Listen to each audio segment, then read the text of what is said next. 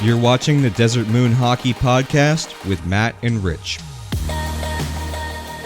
Welcome back to episode 16 of the Desert Moon Hockey Podcast. Today we have some pretty crazy news and Logan Cooley's a Coyote. Shut up. Shut up. I don't want to hear you. No one cares what you have to say, Richie. Logan Cooley is a Coyote. We have our franchise first line center. This ain't Peter Mueller. This ain't Kyle Turris. This ain't Maxwell Domi and Anthony Duclair, even though I think only one of them was drafted as a center. I think Clayton Keller was also...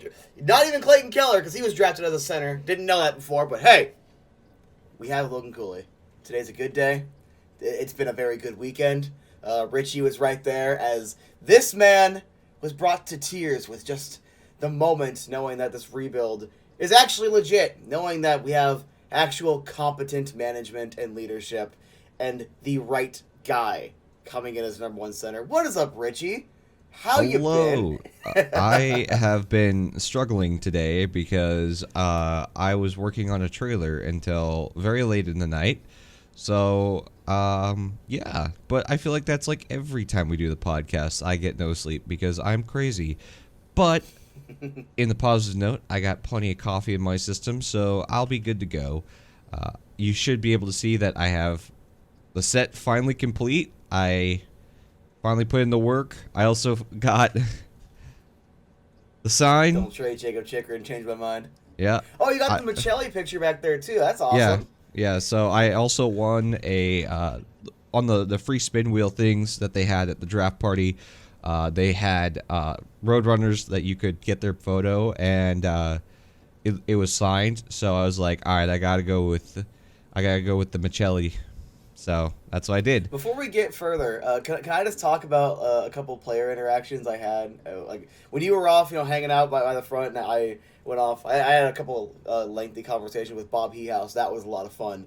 But when I was in line, I had to ask it. All right, so I was going to bring a jar of mayonnaise, and I was going to ask Dyson to sign it, but I forgot. We didn't realize we were already on the 202 heading over there. I'm like, well, we don't really have a place to stop. Like when you're on the west part of the 202. There is just kind of nothing. It's like a QT or something, but mostly nothing. So yep. I'm like, fine, I'll just ask him about it. So I'm in line. He's the first person of the three. It's him, Conor Timmins, and Clayton Keller. Clayton Keller was a freak. I don't know if he was on something, but we'll get into that in a second. So I'll go Dyson. I'm like, I got to ask you a question. So has anyone ever brought a jar of mayonnaise and asked you to sign it? He said no. So Coyotes fans, I don't care where he played before, but Roadrunners and Coyotes fans, I am thoroughly disappointed in you. I cannot properly describe just how, as a father, I cannot believe you didn't take advantage of that opportunity. It was right there. This generation is screwed. But asked Conor Timmins if he's skating pretty well. He said yes. I'm assuming that sounded like an awkward question. And then Clayton Keller, get at the very end of the line.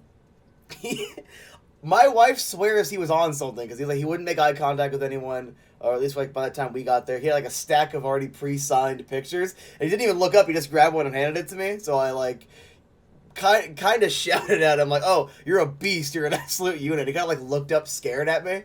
It was a scared look. He wasn't afraid of me. It was just like a shocked look, and it was just the funniest. Because like he's on his phone when Elena shows up, and then it's like this lady behind him, like kind of like smacking him on the back of like the arm or whatever. Like, hey, pay attention. The next person's there. So it was.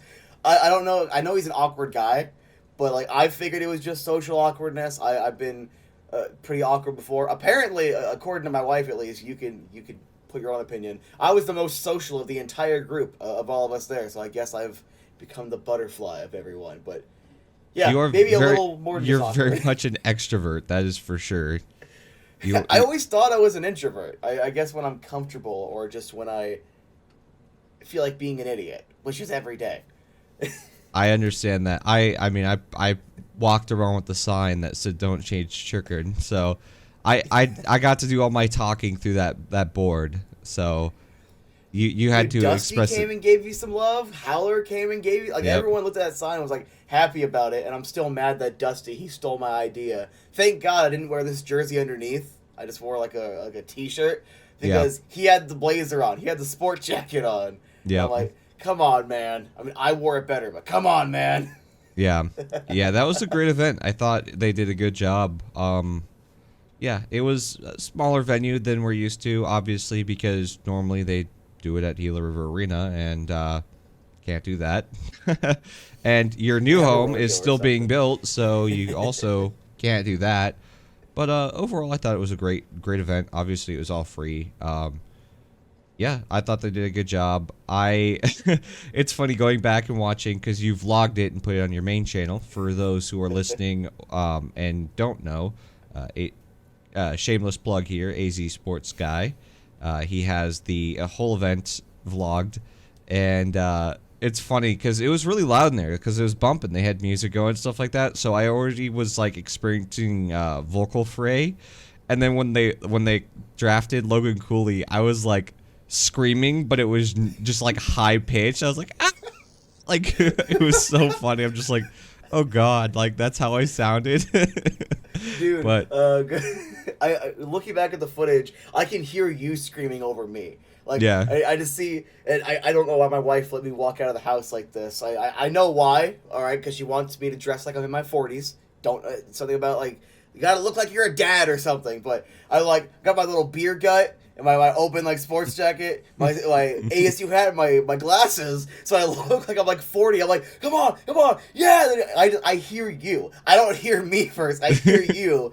And it's everyone's just screaming, hooting, and hollering. That was so fun. That was just that was a special moment. I'm like, Coyotes fans is something different. They can be, well, they can simp for the wrong players, in my opinion. But there's a lot of raw passion there and a lot of excitement. And we are an optimistic bunch. I guess that might explain why I went from being super cynical to like borderline like extra optimistic on all this. I guess it's just in our blood. We can't be depressed that long, or else we'll realize we're Coyotes fans.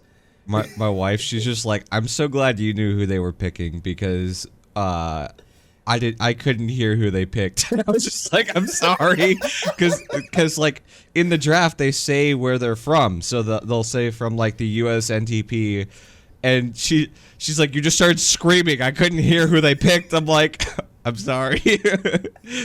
All we needed to hear was a U.S. development program. That's all we had to hear. Yeah, you know from there, you know, it's either Wright or Cooley. I mean, they could have gone Gauthier and we wouldn't have even known because I was screaming before that. But I knew it had to. They gotten anyone at that point, and I still would have screamed. Yeah, I'm surprised at how many fans were jumping up and down excited for that pick because, you know, I'm sure a lot of people are like, what? Why didn't you go with Wright? And it was like, that's our guy. That Cooley is our guy. And I think, do you have any more stories before we start hopping into this draft talk? I thought I had one, and now he's just going to happen. Towards the very end of the episode, I'm going to remember, or when we're already deep into talking about the prospects, I'm going to remember. So I am just going to put this off to the side as a little like you know, off to the side thing. So yesterday I went to the aquarium. It was a really, really overly expensive, kind of boring place to be. But I got to eat at this like dinosaur grill. And when I was there, I got a comment on my YouTube channel asking if I was wearing a Taylor Hall shirt that day. So apparently, when my wife and I were going to our mom's house before we headed off to the aquarium, we stopped in GameStop. I wanted to get some Yu-Gi-Oh cards because I'm a total freaking loser. But we go in there, and apparently someone recognized me walking into the GameStop. Meaning, at a Rattlers game, I've been recognized. Walking into GameStop, I've been recognized. Want to know where I've never been recognized? A Coyotes game, a Coyotes related event, the draft party. Yeah. I guess tying into last week, and I'm like, make me feel important. You guys didn't do that. That's fine. We got Logan Cooley, but still, I'm watching you. I'm watching you guys. I'm over the moon. I think we since you talked about Logan Cooley, I think we hop right into it. Right? Let's go with third overall pick in the 2022 NHL Draft. The Coyotes were privileged enough to have both centermen sitting at number 3 as the Montreal Canadiens picked Juraj Slafkovsky, which I was surprised they didn't boo him, but they did boo him on the red carpet outside of the event. So Canadian fans saying, oh, they won't boo him. You still booed him. even though it wasn't at the actual draft. But there is consistency there. Just like to cut you off very briefly, there's consistency there because the narratives change so quickly for a lot of hockey fans. So like it's kind of almost poetic where like 30 or 40 minutes before they're booing the kid on the red carpet, and then now they're like, oh yeah, this is the guy we wanted the entire time. Yeah. Dude, did you see the Philly, or not Philly, what's it, the New Jersey fans' reactions to picking Nemec? No, I didn't. So it was on Twitter. If I remember, which I probably won't, I might send it to you. But they were like, "Oh yeah, we're getting right." They pick Nemec. No. Look, I don't think right would work in Philadelphia because I look at their current coach. They've never really been good with dealing with like a top couple line, mostly to defensive center, because Wright's going to be mostly a two-way guy. I just don't think that would have worked. But do you want to talk briefly for like a minute or two as to why the Coyotes didn't pick Shane Wright, why they would choose Cooley over him? And obviously, I have to disclose every time I talk about it. Someone that I do know personally spoke to him. I knew this for months. He had no interest in Arizona. That is the only bit that I was given, that he had no interest. I know where he wants to go, but that's confident. So I'm like, look, as soon as I heard that, I don't want him here anymore. If you don't want to be here, I don't want you here. Bill Armstrong is like, we want kids that want to play here. And, for Cooley, which we'll get into in a second, I'm like, dude, he's a 10 and he wants to play in the desert. He wants to be here. That's why we're so excited. But why would you think, other than just that aspect, which was a very strict thing BA said, why else would they not want to pick Wright? Why else would they pick Cooley over Wright? Okay, so we'll get on to the on ice and off ice of why Shane Wright dropped to number 4 and the Coyotes did not pick him. So first of all, to keep it private, he wants to play for a Canadian team, and like obviously that means that he's not going to be very dedicated to Arizona. At 26, when he's a free agent, he could probably just scurry off to Canada to play for whatever team he wants to play for. There are rumblings that he was not a very good draft interview for a lot of teams. So that is a big problem because you got to be, in a good mindset. And if you're talking pretty negatively about other teams or about players or your how you're being looked at in the draft or whatever, that is like kind of a little bit of a red flag for the off ice type of stuff. We saw this publicly. He was getting a lot of scrutiny and whatnot for potentially going first overall, and he was not being so nice about it, or he wasn't being so calm about it. And it even got to the point where even his parents were like deleting Twitter to avoid the scrutiny. I'm just like, it is what it is. You have to be able to take the blows. You're a high draft pick for one of the 4 major sports in North America. Like, you're going to get scrutiny. Like, this is what you have to deal with. And it just seemed very weird that he was heavily scrutinized and they were almost on kind of like the brink of complaining about it. And when I say they, I'm talking about the Wright clan. They seemed very, I'm going to use a soft word here, upset about how much scrutiny their son was getting. So that was a little weird. Secondly, the type of player he is, right? And that wasn't a pun. The second would be the type of player he is, which is that he is a more defensively responsible centerman. He is not going to wow you with passes or anything like that. He has a really good shot, but he is more defensively responsible. Here's the problem with that. The Coyotes have already drafted a defensively responsible centerman at 5th overall named Barrett Hayton. Why do you need a slightly better Barrett Hayton in your team? Right? So, what would you prefer? A guy who may or may not have an attitude problem. We saw that clearly on draft day because he stared down the Montreal Canadiens, draft team as he was going up and shaking Bettman's hand. It's like, was he led on by Montreal? Maybe, but reports did say that they told him they were going to take him 1st overall. Just you have that information. There were reports that said that they told him that, but at the same time, they also didn't say when they told him that, because they could have told him that and then interviewed, and then it's like, no, or they could have just thought about it more at the draft table. But just so you have that context. Yeah, I mean, even regardless, even if you say so or not, like, I feel like mean mugging a team is not a good look. Like, now you make Seattle look embarrassed because of your actions on the stage. Like, it's just it's a terrible thing. I can't remember who it was. Was it the NFL who had a player who did that similarly? I don't remember. Actually, Arizona Cardinal Josh Rosen.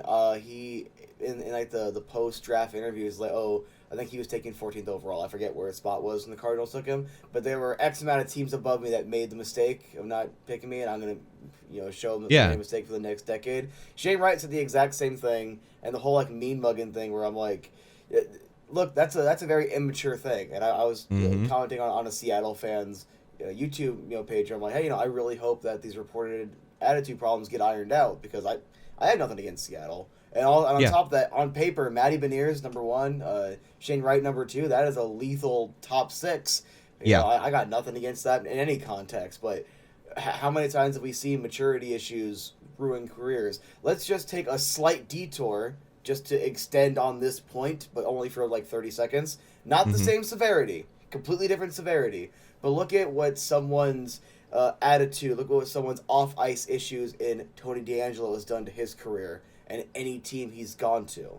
Now, we are not saying, I want very clear, Matt and Rich of the Desert Moon Hockey Podcast are not saying Shane Wright is anything like Tony DeAngelo, but I'm just pointing at a possible worst-case scenario where stuff like attitude problems or poor off-ice behavior can turn into worse things and ruin someone's career or ruin the atmosphere and affect other players' careers. So it's like, I really hope that does get ironed out, because even though I don't want him on the team, I still don't want to see a young hockey player like throw their career away because they're immature or they felt entitled to something and then they didn't get it. So that's why they didn't pick Wright. I have a little bit better of an example, which is, I don't remember what draft it was. I think it was 2018. Philip Zadina dropped out of the top 3 and was picked up by Detroit.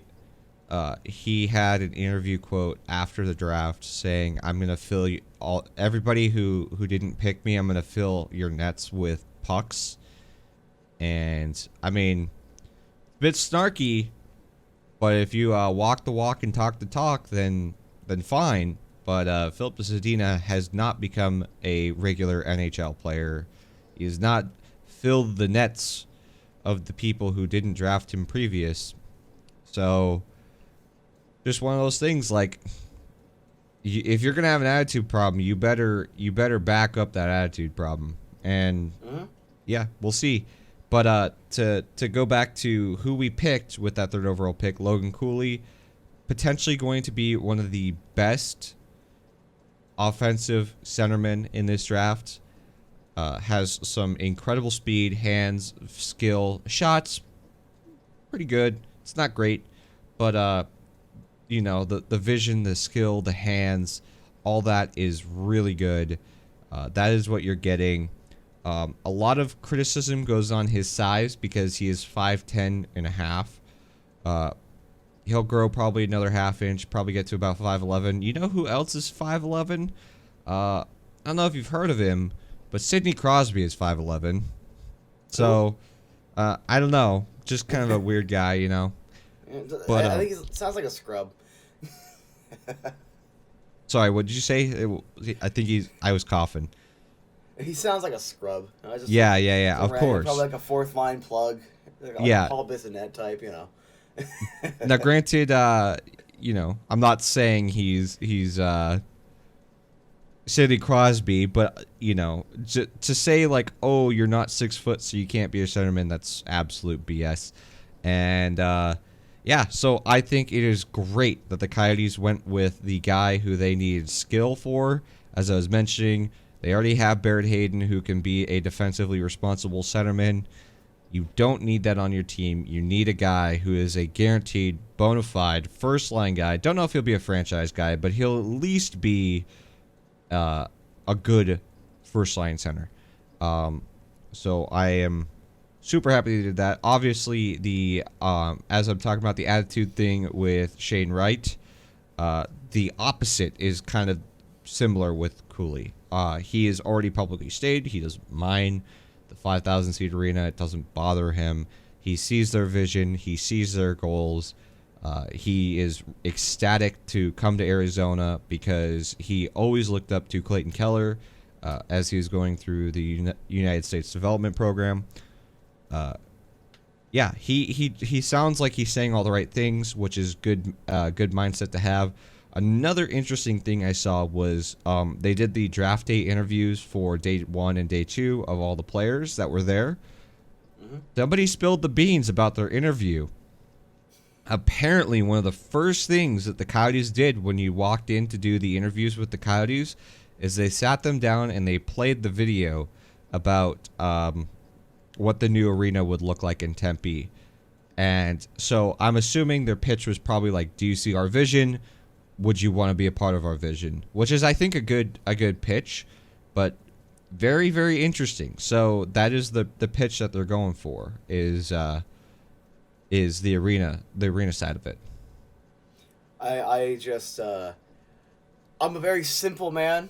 All right, I'll keep things simple. I primarily try to watch highlights when I can of certain prospects, like Cutter Gauthier, for example, when I was talking about how I wanted the Coyotes to draft him. Logan Cooley, I don't need to see any highlights on my own. They showed some on the board. All I needed to see was the crowd reaction. All I needed to read was the pre-draft stuff where he was like, I would be interested in playing in Arizona, where he's like, I want to play with Clayton Keller. I like Clayton Keller. Just the fact that they're showing interest. That there's this kid, I think he's from Pittsburgh, right? He was from a relatively smaller city or town in Pittsburgh, or Pennsylvania, excuse me. So he's from the outskirts of Pittsburgh. Yes, I believe so. So I have no idea why I thought Pittsburgh was a state. I apologize. But it's knowing that there's an interest there with a top 3 prospect. Knowing that this kid just said he wants to play there. All right. It's obviously higher degree of satisfaction from a Coyotes fan than Mick Bain or Smith choosing the Coyotes over the Wild and the Jets. I want to get into Conor Geekie too. He said something that was pretty funny. You get to see that caliber of player wanting to be here. And then after he was drafted, he's like, oh, yeah, the college thing, college rate doesn't bother me. Actually be a pretty fun atmosphere. And he was describing the same thing we have been talking about for months, how college fans are a different breed. And you get a bunch of, 21, 22, 23-year-old rowdy kids that are going to college. You get a few beers deep, and you're not going to be able to hear yourself think in that building. It's going to be a lot of fun going to games in that building. Also, side note, we might get into it later, they are 2/3 sold through their season tickets so far. Oh, really? To this point. Yep. Craig Morgan reported it on the day 1 of the draft that they are 2/3 sold out. So I want to verify that if I can on the website, but still, that's interesting. But with Logan Cooley, I don't need to see all the footage. I don't need to see the highlights and the stats. I just need to know this is a top-rated prospect that chose Arizona, that wanted to be here. And like I said, BA was saying it over and over again, we only want to draft players that want to be here. And he said one of the questions he's going to ask is, if we draft you, are you going to play for us? And if there was any unsatisfactory answer, BA is probably going to look at you. I wouldn't be surprised if the interview stopped there. Yeah, to be probably. Completely honest. Probably. No insider information. I have nothing to go on except for just the attitude and public statements. That is all I have. Well, I would not be surprised. You can look at Armstrong's attitude, right? He is a no BS kind of guy. He is he will stare you down and see what you say, and what you say very much can alter the way the conversation is going to go. And I would not be surprised if you're right. If somebody comes into this going, I don't know how I feel about playing at a 5,000 seat arena, he'll probably just go, all right, thank you for your time, see you later. Like, I do believe, I agree with you that if they come in like questioning that side of it, they're going to be not interested in picking you, no matter how good you are. Because we don't need more Kyle Turris and Blake Wheelers on our hands. Obviously, Blake Wheeler, they can't do what Blake Wheeler did anymore, except for if you go to college and just play out your 4 years or whatever in college. But I will get into the next first round pick that we had. I'm so happy about this one. So we had 3 first round picks going into this draft, and only one of the spots that we were supposed to pick in were correct. We had 2 major trades in this first round.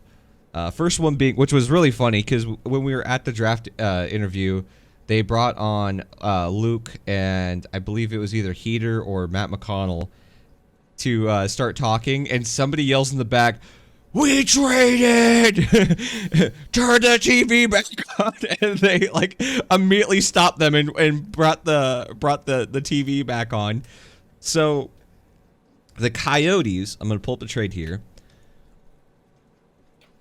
moved up in the draft by calling up San Jose and saying, hey, we will take 11th overall, and in return, we will give you the 2022 first round, 27th overall, 2022 second round, 34th overall, and 2022 second round, 45th overall.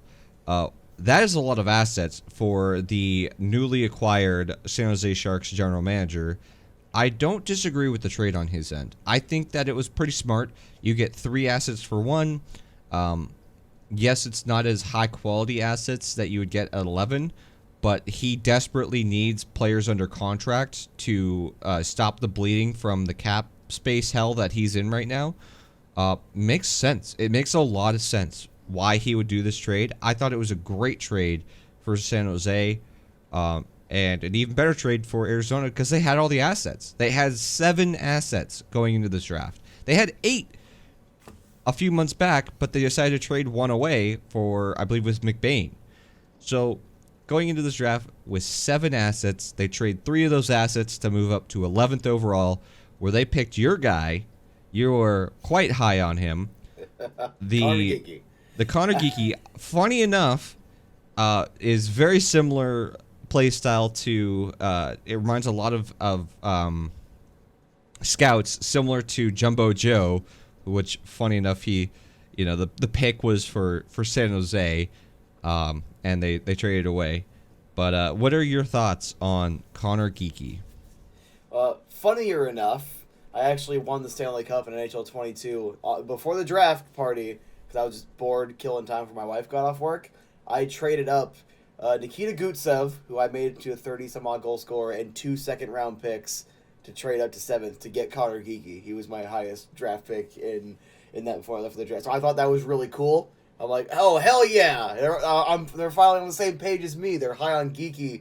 I liked, just, again, a little bit that I'm familiar with, tiny little bit. I like his size. I liked what he offers. But primarily, I just like that we're getting more offensive centers. And the fact that this trade, I want to briefly talk about this in case there's a question that comes up, just as a preemptive thing. So I was super against that second-round pick going, I think it was it Philly's way? Whoever we traded up to get Victor Soderstrom, we moved up 3 or 4 spots. I didn't like that because I'm like, we're moving up 3 or 4 spots. A third-round pick should have got that done. Yeah. But here we moved from 27. We moved up 16 spots to grab a guy we want. Those 2 second-rounders, get rid of them. It wasn't like that was our only second-round pick. Also additional context, so we can afford it. But I'm like, we're moving up so much. 2 seconds essentially, would equal a first. So you're taking a low first, and let's say 2 low firsts, and moving up to just outside of the top 10. I think that's insane value. Yeah. 11th overall is worth more than 27th. we let's just stop the buck right there and be honest with ourselves. we will definitely look back at this trade and see who was the winner and loser with this one. The funny part, or I need to stop saying funny. I just said it a bunch of times. So the interesting part about this is that usually when you trade one asset for more assets, the likelihood of those extra assets turning into something is a bit higher. Especially in this draft where it was all over the place, and guys who they thought were in the first round were dropping to the second round, and guys that were in the second round were jumping up to the first round. It was all over the place. The picks that San Jose not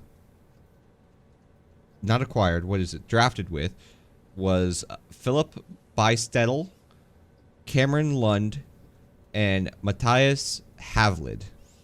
So if you hear any of those names on San Jose coming up in the next few years and they are blowing up the league, well, you can say chalk this one up to another Coyotes L.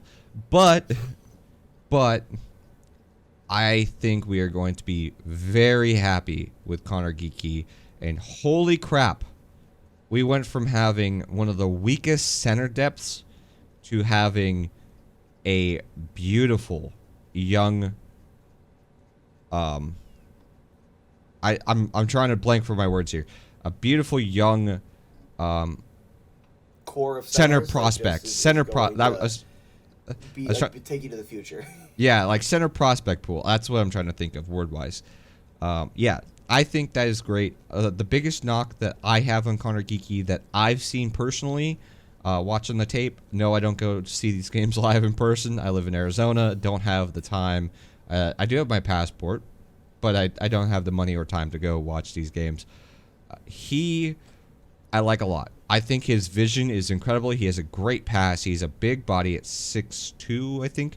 The biggest knock that I have on him is that he needs to get faster. I think his overall foot speed is good, but that quick first step he needs to get better at if he's going to be an NHLer. And the other one being that I don't see him use that frame to his advantage. I'm not saying you have to blow a guy up. I don't think that's the way that Conor Geekie will be playing. He's not going to blow a guy up.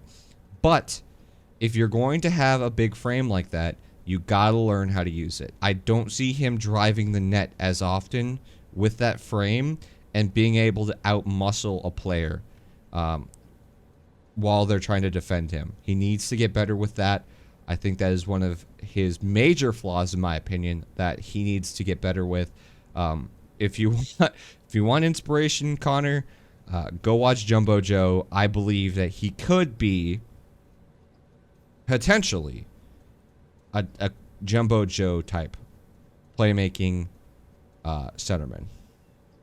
Dude, imagine having the Chad Logan Cooley in your first line, and then having to sit there and ask yourself, who do you want to pair with Geekie, Dylan Gunther or Nick Schmaltz? Mm-hmm. Look at the embarrassment of riches that is. Yeah, I think look at that. that's an awesome setup there. Like if you wanna think about this, you go Schmaltz, Cooley, Keller, and then I may have the wingers back, flip flops. Just ignore that. I'm just saying winger, center, winger. Mm-hmm. Then you have Gunner with the new kid Geekie, and then maybe either Smith, McBain, or Michelli. And then your third line, you have Lawson Krause with Barrett Hayden centering, and then whoever you want to stick on that wing. Like, that looks a lot healthier than we've seen in previous time. That is going to be a lot of fun to watch in the future. I'm excited. I am it's hard to put into words just how excited I am at the prospects of this team, because we've been working. If you look at the last couple of drafts, I think they did pretty well. I forget if it was a Chaika pick or a BA pick. I'm pretty sure the Chaika pick Michelli was.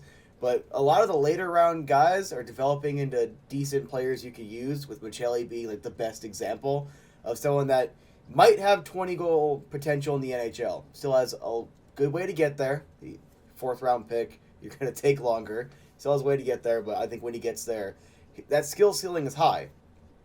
4 also might still be a little bit lower, but that's the risk you take with a 4th-round pick. Now Yeah. they're starting to address center. They're starting to address defense.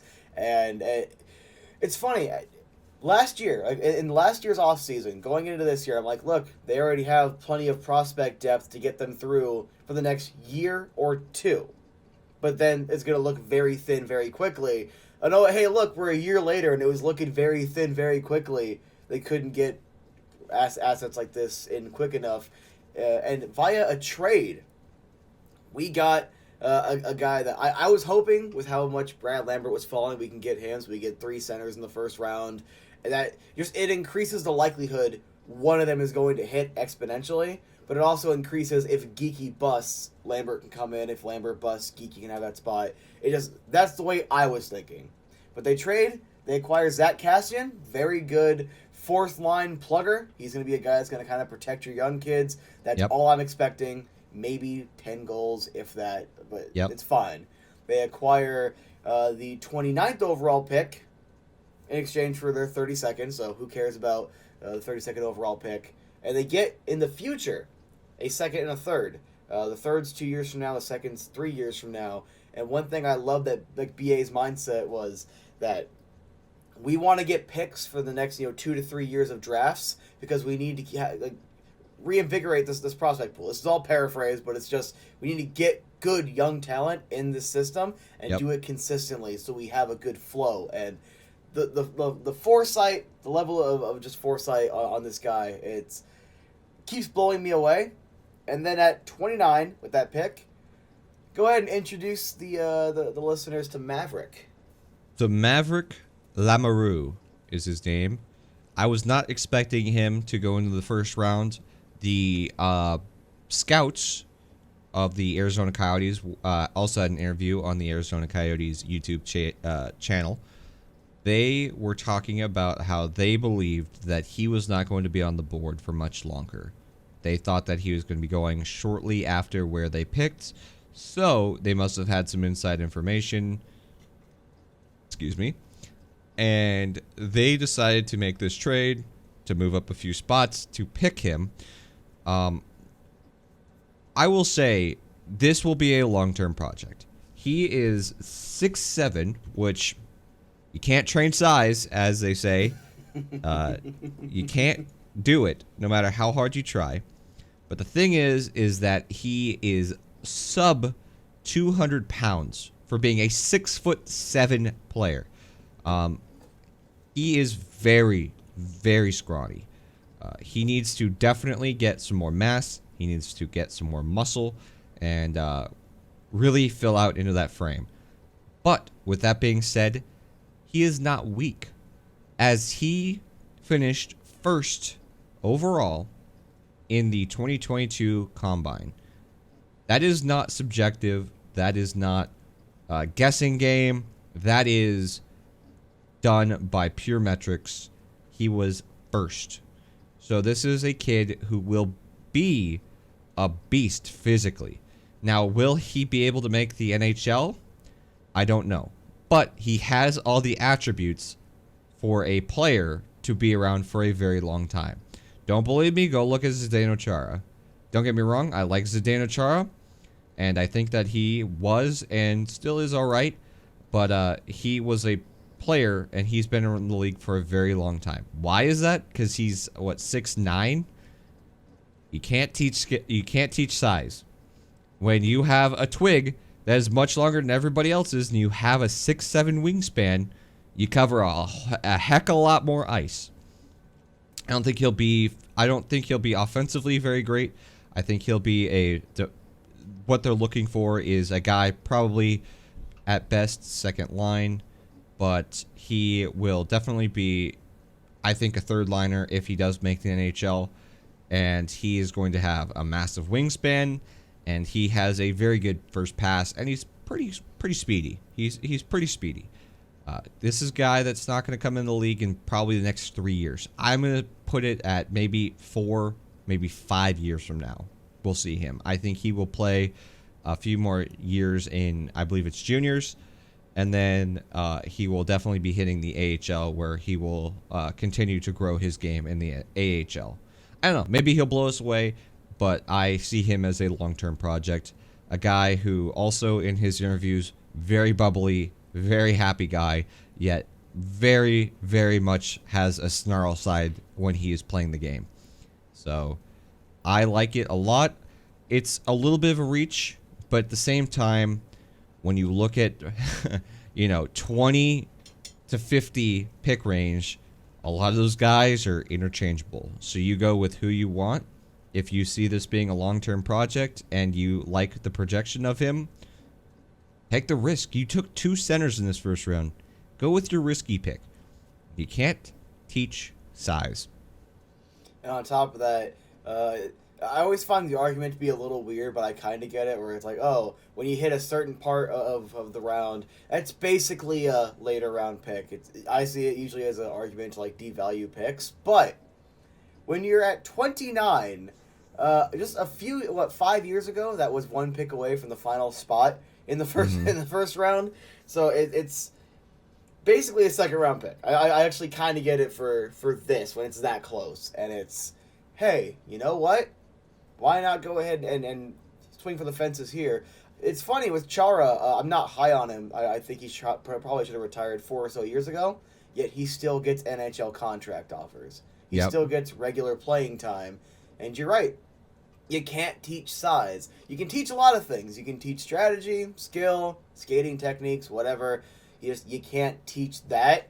And from what I can tell, and please tell me if I'm on the right path here, he sounds like Kevin Connaughton, but probably is going to be a little more consistent on his defense and not whatever happened after he scored some points and decided he was an offensive defenseman. And that didn't work out. Yeah, I think I was gonna say depends on what era of Kevin Connaughton you're talking about, because if you're talking about the one where Antti Ranta went on a heater at the end of the first season with Tocchet being head coach, and Kevin Connaughton scored like 12 goals in like 10 games or whatever it was. It felt like he was scoring a goal every game. No, I don't see him being that style of player. If I had to put him at a style, I don't know. He is going to be a responsible third line guy. That's what I'm going to say. I don't really have a comparison for him because of the size. He's not going to be a Colton Parayko type. He is not going to be a Zdeno Chara type.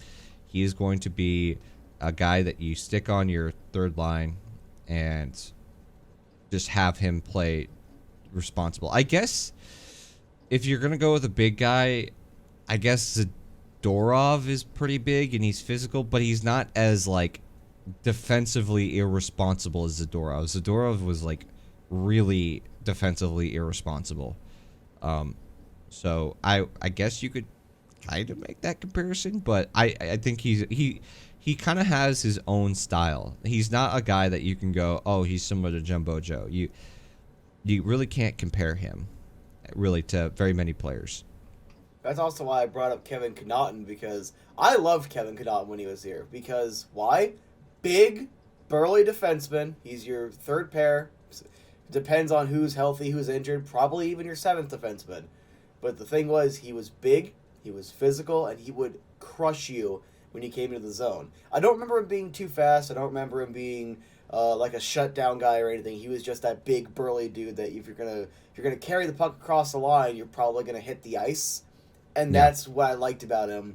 I couldn't really understand why a lot of people didn't like him until that additional context, because I came in 18-19 really watching, and I think it was 17-18 he did that weird offensive thing. So I'm like, oh, dude, big size, big dude. He just hits people when they cross the line. I like that. But I didn't realize he was pretending he was prime OEL or something. There's a lot in, not to get too deep on Connaughton, there was a lot in his game. There was also, he had some pretty significant problems around his net. He would consistently go scampering off into corners thinking he could hit somebody, and then they would pop the puck back out in front and score on the goalie.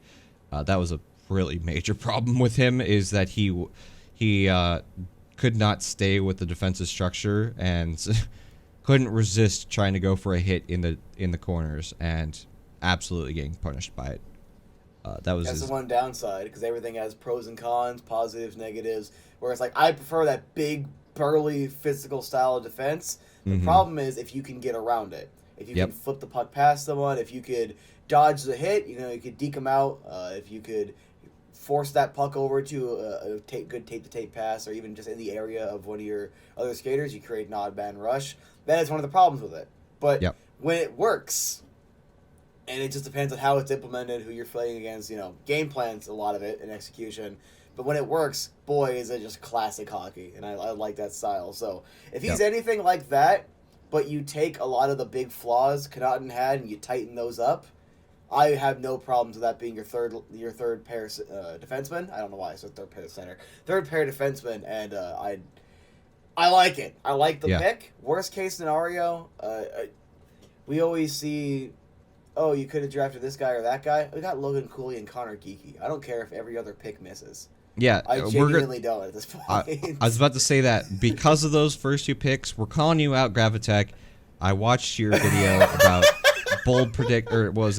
winners and losers of the draft. You had to call out the Arizona Coyotes, calling them an F for taking him such late in the draft. I'm gonna say BS, Grav. That was BS. You were saying in your pre-draft how you were saying, oh, the Coyotes can take some risks here in the late rounds to swing for the fences for a player that they may or may not like. You gave us an F, even though you told us in the pre-draft that they should absolutely do what they did. They walk away with Logan Cooley, they walk away with Conor Geekie, and they take a risk on a player who is 6'7", who was #1 in the combine, and will absolutely overbake him down in the minor leagues. So I call BS, Grav. I'm calling you out. Hot takes here. Other than that, I love you, guy. But one more thing I wanted to say about this trade for 29 to pick up Maverick. Zach Kassian is $3.2 million. Nice thing is that the Coyotes now have more retainment slots. He does have one more year after this upcoming season, but you could see either this year or next year a potential maybe 50% retainment and a trade at the deadline, and that might be another asset that you can pick up. Maybe a third, second, I don't know. Won't be a first, definitely not a first, but you might be able to pick up another asset for him as well on top of the third and the second that you picked up for him to take on that cap space. So that's pretty damn good. That's pretty damn good, and we'll see what. Destroyer. Yeah, we'll see what goes on the deadline. That you may use another retainment slot and 50% retain on Gostisbehere, and maybe get. I don't know if he puts up another 50 points, man. What are you going to pay for a 50-point puck moving defenseman? I'm gonna say this right now because he's kind of reinvented or rediscovered that power play quarterback style of play. I'm not going to say he's going to be this massive goal scorer, but he scored some power play goals and he moved it very well, hence the quarterback part of that. I'm looking at it. If he puts up even similar pace at 50% retained, I'm not moving him for anything less than a first and a second. Because you're not getting that as a cap dump. You're not taking that as, maybe. It's like, no. You want that because that's going to push for you in a playoff spot. I want something for it because I can just hold on to him and you get nothing. And 50% retained for Gostisbehere would be $2,250,000 for a potential 50-point defenseman. I don't know about the second, but I could see them picking at least a first. Maybe if you're a deep team, I know they don't have picks, but like a Tampa Bay type where you're going to go deep. Obviously, I know they don't have picks. But you could see maybe a second coming out of them. At least a third. A late first and a third for Gostisbehere. And remember, you picked him up for nothing. They gave you a second for him. Yikes. Yeah. I do want to continue on here. Did you want to say anything else about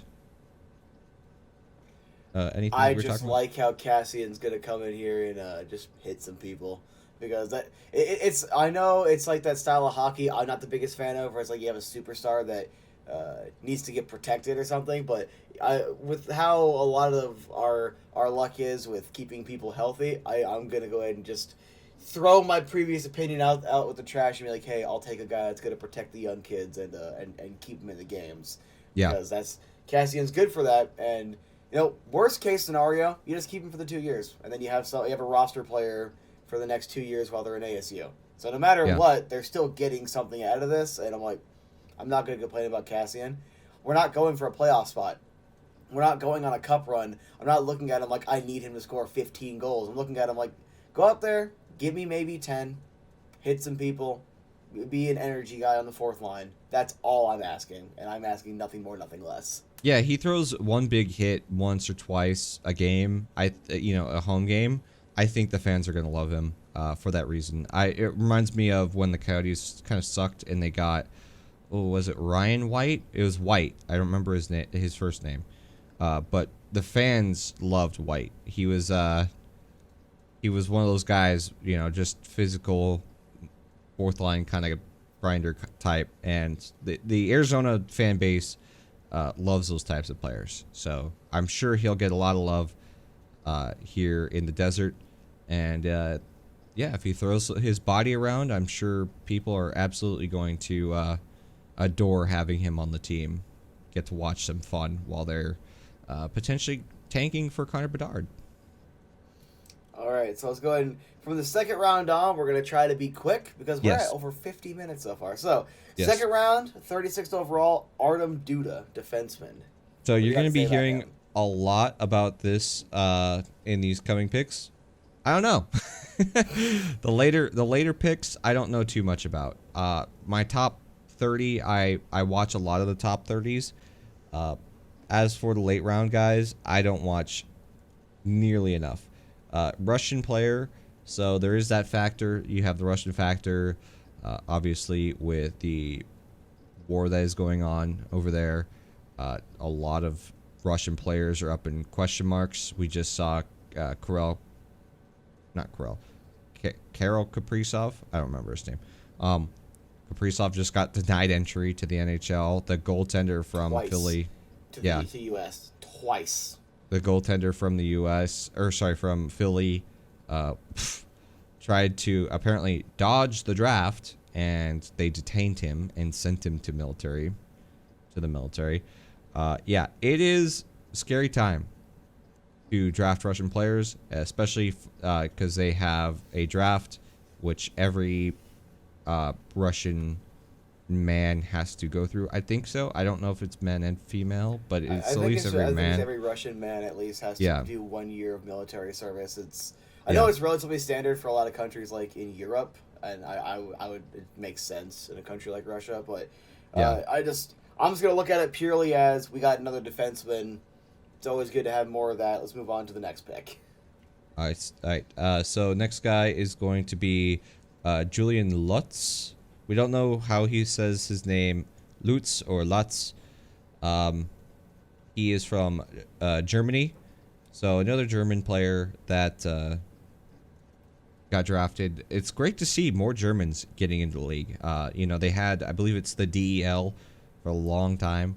And you're starting to see a lot of that play out. You're getting a lot more German-born players. So congratulations to Germany. A couple play for the Coyotes. Tobias Reeders from Germany. I think there's a couple others that were a little bit older. But hey, left winger. I also liked his attitude when he was asking about. I think someone was asking him after the draft, like, hey, what would you like to work on? And he mentioned skating. Looking at a player that, from what I could tell, decent talent. I have no idea where he projects. I'll just say middle six just to be safe. Probably going to be in Tucson the next couple of seasons, because I think he still has to go back to juniors next year. But when you have someone that's willing to, hey, I know I have to work on this, I like the attitude, and I'm already on your side. Just keep with that attitude, and I think that everything should probably work out. Yeah, yep, I agree. Also, go to the third. Also, before we leave here, also above 6 foot. All these picks above 6 foot. So we're seeing that look on the Coyotes that Bill Armstrong was saying when he was first brought in, that he wants bigger players. So he's definitely drafting bigger players. Heading into the third round, we had a couple of picks. Both Lutz and Duda were second-round picks. Yep. Miko Matica, right winger, 67th overall. Hopefully I said his name correctly. I'm just going to pronounce it the way I think it's pronounced, and then once Heater or whoever else starts pronouncing their name, like as I'm watching games or as I'm talking to people like at training camps, I'll have myself corrected.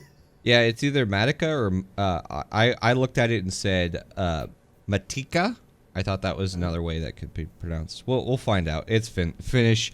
The Finns, they always have crazy ways that they say their names, so we'll see. As for Miko, once again above 6 foot. He's 190, so he's a big body. He is, I believe, committed to Denver. He's going to the NCAA, I believe. So decided not to go to, excuse me. Decided not to go to the Finnish leagues. He decided to come to the NCAA, which is a good pick. It's a good pick. The NCAA focuses heavily on constantly working out. It's a league that you get reps in a bunch physically. It's definitely a good place to help grow your game. So good. I feel like the NCAA is really growing as a legitimate option, which is funny because as I feel like we're seeing a little bit of a shift with like basketball, or with the introduction of the G League, that some kids can get paid. If some of them are not the top tier talent, but some of them might be going to the G League. I feel like hockey's doing the opposite thing, where you're having more players going to college, and I think it's pretty good for the game, especially for ASU, because ASU has had some pretty good players come in through their system. Let's move on. A defenseman, 94th overall. Oh, God. I hope I'm saying his name right. Jeremy Longles? No, not even close. It's French, so it's going to be ridiculous. My guess is it is going to be Jeremy Langlois. If I had to guess. My wife is probably cringing as soon as she heard me try to say that, and then you mentioned it's French. She took 2 semesters of French, so as they're speaking French in the draft, she perfectly understood what they were saying. And as the filthy American I am, I don't know what's going on. Yeah, actually, that's something that we forgot to talk about with the 3rd overall pick. Javier Gutierrez went up there, and, of course, everybody's got a meme on the Coyotes. So the first meme was that they all walked up in matching blue suits, which looked dapper. I gotta say, that was a Chad move. That was straight up a Chad move. That was a Chad move. That was a power move, and that was awesome. But the NHL subreddits tried to meme on for, and then they also tried to meme on Javier Gutierrez for misspeaking, for saying, congratulating the Colorado Avalanche. He was like the Colorado Avalanche or something like that. Like he just misspoke. It was just a misspoke. But then at the second half of this, before they took their pick, they also were talking about the Tempe Stadium and how like they're happy with that and like they're excited for it. And they immediately got booed for it because you don't say that in Quebec. Or sorry, Quebec's a province, right? Yeah, I think they're in it's like the province, or essentially think of it like they're in like the state. If just for us to kind of relate, like Americans, state would be like Quebec, and the city would be like Quebec City. Yeah, I always get Quebec messed up because of Quebec City. It's one of those things. It's like New York. Like I'm just like, is this right? Yeah. But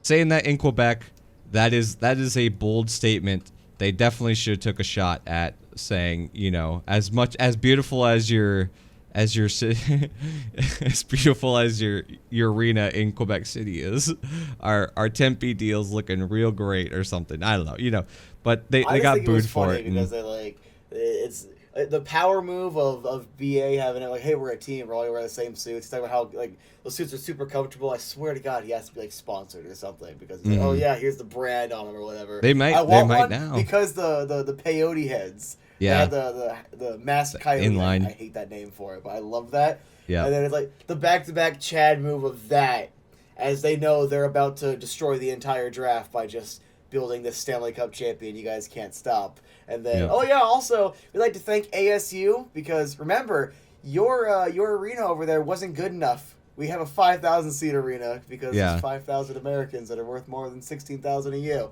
And Yep. then also, thanks to the city of Tempe for this arena we're going to build because you're not getting a hockey team. Yep. That was, It was- Chad's status, and it was funny. It was a good move. It was a power move. I'll say that. It was very funny. Good job, Javier, on that one. Anyways, get back to the draft. Sorry, I forgot to mention that with third overall pick. That was really funny. So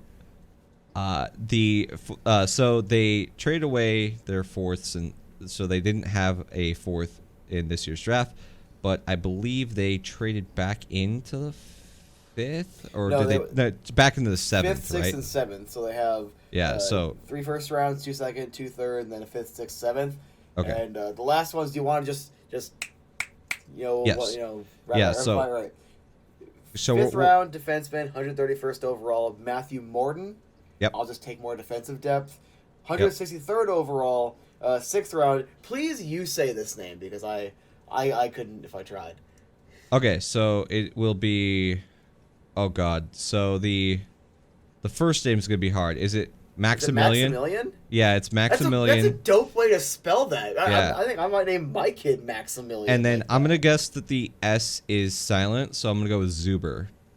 I'm gonna go with Maximilian Zuber? yes. Dude, they out of this draft so far, they have what 3, 4, 5, 6, 7, 8, 9, 10 selections, and 5 of them, half of their selections were all defensemen. That is big. Even just again from the Tucson perspective, I'm never gonna get off that train because I love Tucson, not the city. I love the I love the Roadrunners, and I agree with Shane Doan wholeheartedly. And I've said it before, I'll say it again. Culture needs to be built from within. These guys need to be used to competing in Tucson. Not, we're going to suck. We know we're going to suck. We'll compete for the first month, then suck. No. They need to be used to playing in the playoffs. I want to see Tucson win a Calder. We need winning from within. And 5 defensemen, best case scenario, 2 of them make the NHL. The rest at least elevate Tucson. Worst case scenario, 1 makes the NHL. 1 or 2 elevates Tucson, makes Tucson. The rest flame out. That's also why if you have someone you like, even if it's just big body, even if it's just, hey, they do this really well, let's see if we can work this into our system or that fits in our system, you take the chance because at the end of the day, who is going to tell you, oh my God, they wasted a 6th round pick? Who's going to tell you they wasted a 7th round pick? So take the swing, try to get more talent in. I love this mindset because defense, we went from we're fine, but for a year or two, to we need defensive prospects. We need them in. We need them in yesterday. Yep. And then finally, 204th overall in the 7th round, Adam. Is it Zinka or Zlinka? I'm gonna go with Zlinka. I think it's Adam Zlinka. Right winger. So we have 2 right. So 3 new wingers, 2 on the right side, 1 on the left. But they can always swap. Wingers are very interchangeable because they can typically adjust what side they want to be on. A lot of the times, actually, left-handers work best on the right wing because it's a natural consistency with their shot. But you also the right-handedness on the right works too because kind of like with a right shot defenseman, so they can pull the puck. Get the from one boards. tees. Yeah, you can get one tees, or you can set it up as you're saying for boards. If you're a right winger with right stick hand, holding that board is great because it's a lot harder to beat you when you're going up the side, and then also it allows you to, because remember, like if your stick's like this and you're passing over, the goalie can kind of move over more, but if your stick's over here and you're passing across from you, the goalie has to move more because in order to respect your shot, they have to go, if you're right-handed, they have to go further over to defend you because your forehand shot, you could snipe it in the corner. So they have to move over more. I like that setup a lot more. It's one of those things where a lot of teams don't do it anymore because it's very obvious. So if you have a right-handed right winger and then you've got the right-handed left winger to set up for the 1T, everybody's like, oh, it's going to go to him. But I think that's always a fun setup on the wings. It also just gives you more just versatility because in the middle of the game, hey, this line isn't working out, so you can just plop guys from the second, third line, switch them over, handedness. There's so many, it's just small little game plan things. That's for nerds. That's for nerds. We're not nerds here. I don't have hundreds of children's trading cards sitting around me. I'm not a nerd. All right, so I'm going to avoid draft grades as a whole, primarily because I'm not going to be properly educated on these prospects until me and my friend Kyle Pereira, very, very talented scout, has some very important work coming up. I want to give him a shout out real quick. Yep. He's the reason why I was as well versed the last couple of years on the prospects after the draft, because I can confirm with him, and he has a lot more numbers and stuff that help me understand how these players work. Yep. So I won't be fully versed until that happens, hopefully next week. But just from what I can tell, I am going to do a grade on the first 3 picks, because I think I am at least versed enough, taking into account like what they bring, what the team needs, as well as projections. Yeah. Logan Cooley to me is an A+. Going into when Montreal won that draft lottery, and I'm not going to lie, even up until I told you at the draft party, up until like the day of the draft party, actually up until the minute Shane Wright didn't go first, I was depressed, and I'm like, I had accepted Cooley's going to be gone. I did not believe the Slavkovsky hype. I thought, a little bit at the beginning, sure, but then I kind of thought about it more like, wait, is this just clickbait? Is this just people trying to, get their name out there, contrarians? So I'm like, okay, that's probably not it. We're probably going to, best case scenario, get Slavkovsky, who doesn't really fit in our system. What are we going to do with the picks? Yep. So it's like, I did not expect him to be there. I wanted him to be there. I was hoping all the projections were correct, and it would be Wright, Slavkovsky, Cooley. I said it over and over again, but that's also why I started saying, let's look at Cutter Gauthier. Just, hey, why not? Yep. The fact that we got our guy. The fact that... I don't care if he has slightly higher bust potential. I'll acknowledge that. That is completely fair to say. But with his booming offensive potential, his number 1 center potential, I don't think he slots in as a franchise center, but no matter what, you need a number 1 center. Yep. He wants to be the guy. He has the proper motivation. He has a lot of the tools to do it. That's an A+. I didn't expect him to be there. I thought another team would trade up to 2 to take him over us, because centers, last year, Dylan Guenther dropped to 11 because of centers and how centers always have higher value. Number 9. We see it every year. Yeah, number 9. Excuse me. I apologize. Yeah. Number 9. We had number 11. That was dropped down to number 9. Tell me there are 5 players that are better than Dylan Guenther right now, as of this moment, in that draft he was in last year. I couldn't name 5. I can name 3 maybe, but not 5 players that were better than him, let alone 8. Yeah. So it's like, it shows you how much more valuable centers are, just because, they're 6'2", just because, they play the center position. Even if they move to the wing later, they still play center. So the fact that he was still there and the Coyotes jumped on it, they didn't take someone that did not want to be here just because, it would have, the analyst would have liked it. Because, hey, Wright can provide this and that. No, they took what they wanted and they got it. And to me, that's an A+. Yep. Because you're going to use Cooley a lot more than you're going to use Wright, no matter how you swing it, because Wright doesn't want to be here. And that's fine. That's his right.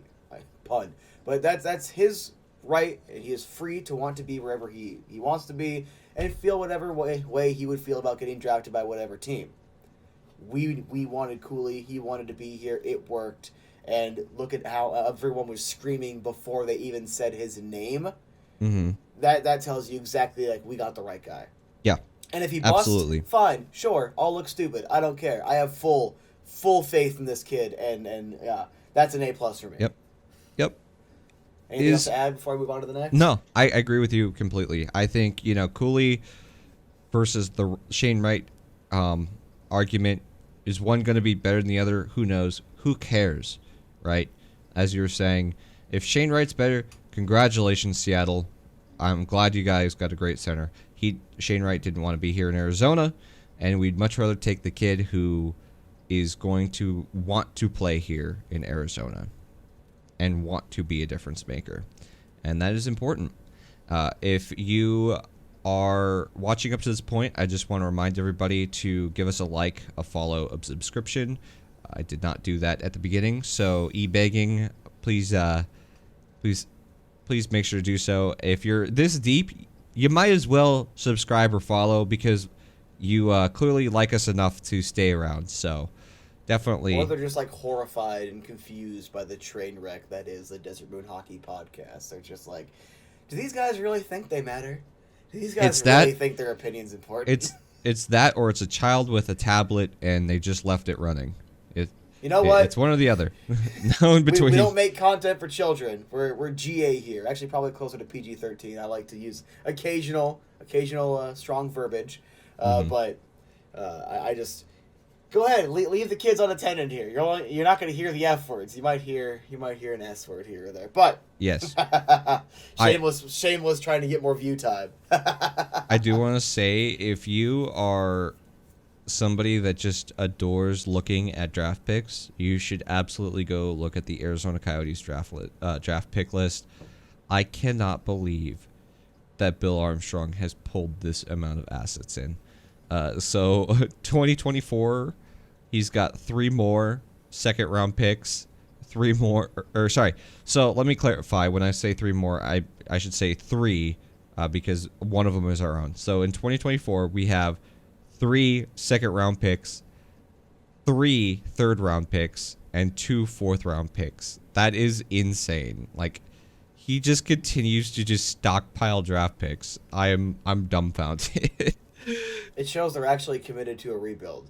Yeah. It shows that they're not just saying that, and I that's why I have a lot of confidence in him. He's showing with his actions. Conor Geekie at 11.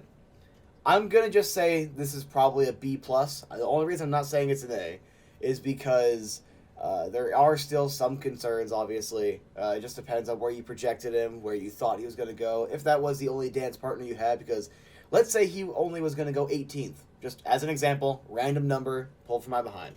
Let's just say you knew he was gonna go 18th, but you couldn't get anywhere closer, so you just take him at 11. I still think there's holes in the game, like you mentioned. Some things he needs to get stronger at, some things he needs to improve on. Using that frame, if he does, you could have even like a Lawson Krause type, like almost power forward. I don't want him to be a pure power forward. They usually have a shorter shelf life. But if you use the frame, hey, you're not gonna pull a Martin Hansel where someone keeps cross checking your back and you're not gonna do anything about it. So use it. Get a little bit of a meanness in the game. That I'm no complaints there. If we can just do that. So I'm just gonna say it's a B plus because there are some concerns, and there is a legitimate argument that maybe he could have gone somewhere else. But also, you see him at 11. That's the guy you wanted. You take him. So that's all. I'll give that a B plus. Yep. And then wait. Maverick. I want to say. Sorry. I want to talk. Apologize. If he does turn out to be, like, let's say, a slightly worsened version of Joe Thornton, that is an absolute W at 11 overall. Just saying. Yeah. And I think that he has the potential, the vision, the hands, the passing are really good on him. He just needs to get a little bit faster, and he just needs to use that physicality a little bit more. So, and then Maveric Lamoureux, I am going to, I'm going to give that one an A plus for balls. Yeah. just the willingness to look at this frame. On top of that, a lot of these projections, hey, this guy's supposed to go here, go there. Yeah, you have the final projections like the day of the draft, but a lot of them are primarily what was their expectations going into the season? How do they play throughout that last season? How do they play in this playoff or this like side tournament or stuff they were doing, World Juniors, whatever? A lot of the times they don't focus that much on the combine because they might factor in, oh, well, these guys might have just not cared that much because they already knew their draft stock. These guys might have tried to raise it, so they try harder. I don't care if it's only an obscure metric he was number 1 in. If he's going to work that hard and show that there is something there, that shows teams you can work with this. And just the willingness to swing for the fences, the willingness to be like, you know what, we'll move up a couple spots and we'll just take him. Brad Lambert's right there. That probably, again, zero insider information. This is all just pure speculation. I could assume someone like BA would be like, yeah, if we pick Lambert, the fans will probably be happy. That's probably a solid pick. Mm-hmm. We're going to swing. We are going to step up to the plate, and we are going to swing, and that's why I like it, because even if he busts, even if he never plays even an AHL game, just God forbid, never even makes that, the fact that they had the balls to do it, and they had the extra assets to do it, that's why I give it an A+. Not because this advanced analytic, not because, oh, it's such an immense value, but because they were willing to do it. And if it pays off, it could pay off well. Yeah, I think that the the for that late pick, Brad Lambert would be your consistent hitter, and then your Maverick Lamoureux pick would be like you're swinging for the fences. You're a power hitter, and I agree with you. I would call it probably about a B minus. I think that it was probably a bit high, but if you feel like somebody was about to pick him, then I understand. Overall, I think he's gonna hopefully make it. I think there's still a lot to his game that needs to get polished and worked on, but once again, you cannot teach size. 6'7", he is going to build into that frame. He's going to be physically a beast, considering that he is already, statistically, he was number 1 in the combine, and he is still, in my opinion, very lanky and still needs to fill into that frame. I think he will be a monster physically. So that is always great to see. I don't see him being a first or second line guy. He will be a third line guy, and he will eat people. And especially, I really want to highlight this. I hate that I forgot the player name, but you'll probably remind me, one of our draft picks. I love this quote. It's not an original quote, but I love the people that will say this quote, is that hard work beats talent when talent doesn't work hard. Farinacci. John Farinacci. John Farinacci. From Farinacci's dad, yep. I still hope that kid makes it through the system. I think he should be coming. He should be making a Tucson spot in the next year or so if he ends up making it through the system. I think he's got one more year of college, and then he'll be. I think then he'll play in either Tucson or the NHL. Yeah, Farinacci. His quote was really great. And especially, like I said, that's why I value this so much, is because if you're willing to bust your ass, if you are willing to show you're going to work hard, and you have these physical attributes you can't teach, because, again, skating, hand-eye coordination, to an extent, it depends on individual people, hockey IQ, you can teach all of that. You cannot teach the drive to work hard. You cannot teach 6'7". I've been trying for years. I'm never gonna go above 5'8" or whatever the hell I am. 5'7", whatever. You can't teach wingspan. Wingspan is very important to a defenseman. I don't care how quick you're at skating, as long as you teach a 6'7" skater, hey, don't get beat back up more, and then you teach them better with timing, as people are entering the blue line and how to physically poke check them and stuff like that. Like, hard to beat. Look at Zdeno Chara. He's 40-something years old, and he's still in the NHL. Why is it? It's hard to beat. It is very hard for a skater to skate through that wingspan without getting poke checked or pushed off the puck. Or even just lift up the stick, because let's just take Clayton Keller from his first couple of seasons, the second year, 18-19, where he was just, especially to start the year, really, really weak on the stick. Just it was bad. Imagine Clayton Keller coming across the line, and then you got this big 6'7" behemoth that just by pure size, he's going to be stronger. He lifts his stick. He's also going to be quicker to get his stick back down on the ice. Puck's already gone. You had this phenomenal rush. You had a guy that you could have set up a 1T for. Doesn't matter. This guy, just pure force, took that puck from you, and the puck's going down the other way. So no matter what, that's what I like about him.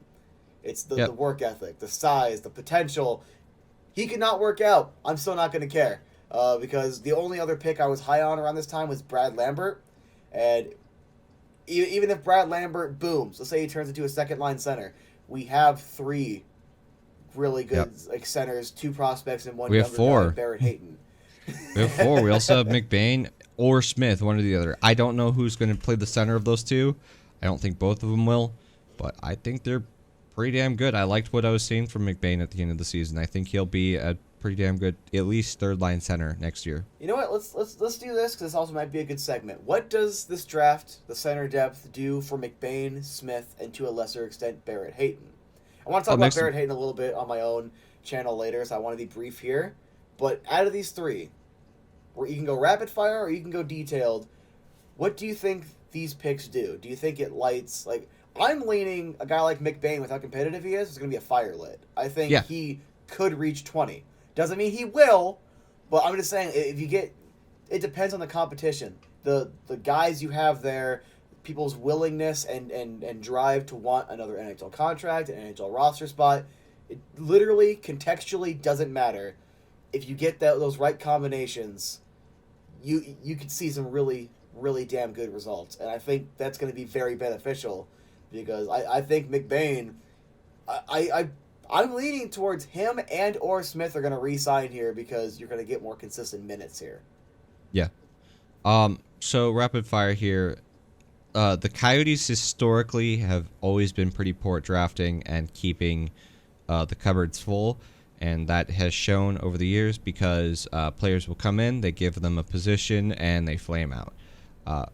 With adding all this center depth, for Nathan Smith and Jack McBain, what that says is, hey, I better play my ass off and get better every single day, whether it's in the gym or wherever, to make it impossible for the Coyotes to send me down. It's great. It's like the opposite of a monopoly, right? It's competition. The more competition you have in a market, it is going to be better for the consumer. And we are the consumers in this instance, and I love it. I think this is what we've needed for so long on this team, is just competition, a guy under you hungry to take your position, and you better fight like hell to make sure that that doesn't happen. Yeah, just straight up. And I'm just going to lean. I have no idea why. I think usually... I don't know if it's just in my head or it could be an actual thing. I notice more lefties end up staying at center, just in general. So I think maybe McBain is the one to stay at center because I think Smith is the right-hand shot, and you just put Smith in the wing. But no matter what, I still think it's going to make them want to play harder to keep a spot. And with Barrett Hayton, I'm just going to go ahead and say, I know you agree with this too, I think he should just be a third-line center. I think it's because of a lot of logistical stuff, more favorable matchups. He does have injury problems. You don't want to play against fourth liners or anything, but I feel like a lot of the times he'll be able to outskate third liners. I feel like a lot of the times he will be able to get around some of the guys you're playing at third line because it depends on the team. Sometimes your third line's a checking line, other times it's just an alternate scoring line. Yep. Just to give you some more depth. So you might see him score 15 goals a season, and then that pass, since you have, depending on who you're lining him up with, I'm just going to say he has at least Nathan Smith on his wing. That sets up a very good possibility for more assists, more 1T opportunities, more opportunities for him to get in a position to take a pass from Smith and get more goals. I think it would benefit him greatly because he's also defensively minded. He was very much a two-way center that he does these little things. Clayton Keller's been doing them as well for the last couple of years, but I feel like Hayton's on a different level. I don't know to what degree, but it's just, you could tell he can make the impacts in doing the little things, and he does it very well. And I feel like the offense would shine better in a third-line role. And then imagine, it doesn't matter that he was drafted fifth overall. Let's say he still went 15th. Let's just pretend for a minute. You have 3 first-line assets, and your worst of the assets is your third liner that was drafted 15th overall. Yeah. I mean, Ryan Nugent-Hopkins was drafted first overall, and he's a damn good third-line center. I make this comparison every time. I think Barrett Hayton can absolutely be a Ryan Nugent-Hopkins-esque type player. Defensively responsible. He's been defensively responsible ever since he played on the Greyhounds in the minor leagues. I like Barrett Hayton's game. I think he plays best in a third-line position. For me, on a Stanley Cup or a playoff team, he will be your third-line center. And especially since we're trying to build a Stanley Cup team, I'm just saying, look, close your eyes, all right? Everyone, all the Coyotes fans out there, you're listening. I'm closing. Unless you're driving, then keep them No, open. close your eyes. Trust the wheel. No, don't actually close your eyes. Don't actually close your eyes. They're gonna hear this podcast when you crash, and then we're gonna be in trouble. Let's go full Ron Wolfley right now. All right, listen, come on, Coyotes fans, listen to me. Close your eyes. Your first line center is Logan Cooley. Nick Schmaltz. You know what? Screw it. Schmaltz gets traded for other assets. We turn it into a solid middle six winger. All right? Gasp. So, Logan Cooley, Dylan Gunther, Clayton Keller. That's your first line. Your second line right there, you have, on the left side, Matthias Michelli. At center, you have Conor Geekie. And you keep Lawson Krause. Lawson Krause is on your right wing. He's a 20-goal scorer. He's done everything you need. And your third line, let's just say one of the two, Smith or McBain, one of them leaves. I'll just say Smith. McBain. Then you have Barrett Hayton at center. And then any of the capable wingers that they end up turning Schmaltz into. Look at that top nine. Envision it. What team is going to be able to sweep that team in the playoffs? I see me about to hit the guardrail. Sorry. What team? Anyways, what team is going to sweep that top nine in the playoffs? And I think that's an interesting perspective when you're envisioning what your roster is going to look like when you start making the playoffs. What teams can sweep them? And if your answer is like the top couple of teams, okay, you've probably built a pretty solid top nine. And then you fill in your fourth line, your defense after that. See, you're also missing that Austin Matthews is going to be coming here in 2 years.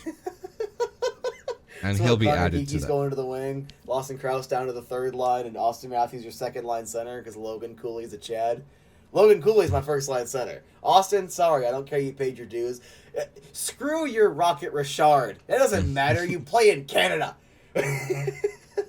Just remember, too, we have a bet going on here. I don't think we ever told the podcast. We have a bet going on here. Matt said that there's no shot that Austin Matthews comes to Arizona. If he doesn't sign in Arizona, I buy Matt a jersey. And if he does sign in Arizona, Matt's got to buy me a jersey.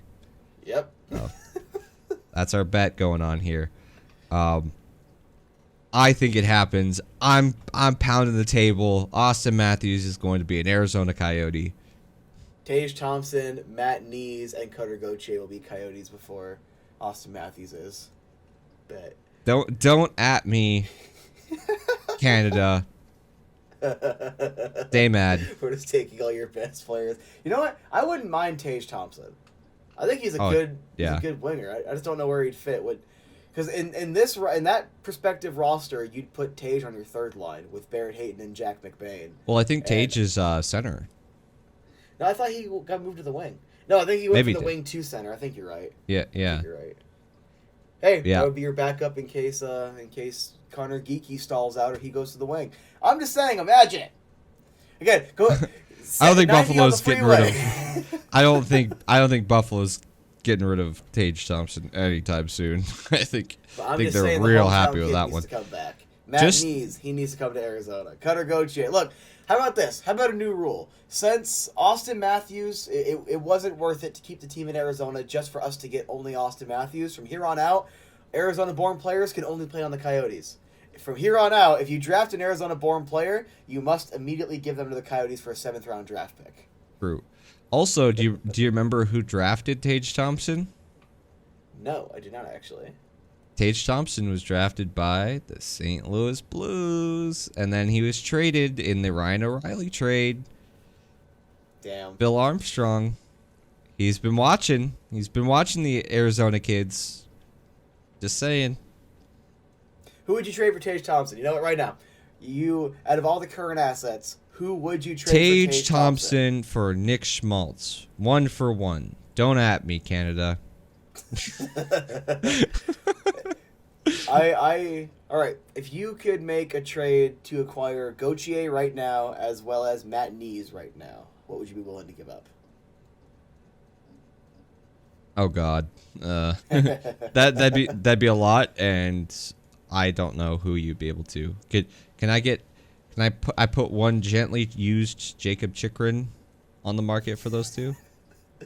You know what? We can make the 3-team trade work. One gently used Jacob Chikrin. You know what? 4-team trade. So all 3 of these guys come to Arizona. Chikrin goes to Toronto. Let's say that John Tavares goes to Buffalo. I think that would be a funny turn of events. They lose. That's a good Jack meme. Eichel, they get John Tavares, and who's the 3rd team? Who's the 4th team? Wait, Matt Nees, Tage Thompson. I said one more name. Cutter Gauthier. We can send whatever is left of Tony DeAngelo's equipment to. Oh, we'll send Ghost of Spare back to Philly. They need defensemen. they need an offensive defenseman. Wait, what do you mean they got rid of a 50-point defenseman for nothing? What do you mean they gave up a second rounder for it? What are you on about? Anyways, let's finish up here. You had one more topic. Let's speed run this. This will be another segment. I want to put this out there because stay mad, Canada. The Craig Morgan of PHNX knows the shirt. Here, while you're talking about that, I'm going to try to see if I can pull up the graph so I can at least see it physically with my eyes. Okay, so Craig Morgan of PHNX tweeted out, I believe it was either the day of the draft or the day before the draft, that the Arizona Coyotes are now 2/3 sold out. Not even impressive. Oh, not even impressive. It's only, they still couldn't fill out 3,500 seats. I don't even know what you're. Yeah, 2/3 sold out of their season ticket packages. Stay mad, Canada. I'm just gonna say it all podcast. Stay mad. You'll see, as we said, the goalpost will continue to change. Oh, they couldn't even sell out 5,000. Oh, sorry, they couldn't even sell out 3,200 seats. Well, what do you mean that it's not 3,200 seats? They can't even sell out 4,700. It's even worse. They're selling out after 3 months of them being on the market, but they're so expensive. Nobody will pay to watch a bad team. What? Should I start, they are paying. Should I start working 6-day weeks again so I can pay for a half-season package?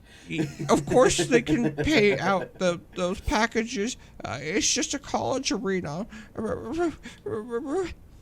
Oh my God! Okay, That's how you sound. Wait, stop real quick. All right. Okay.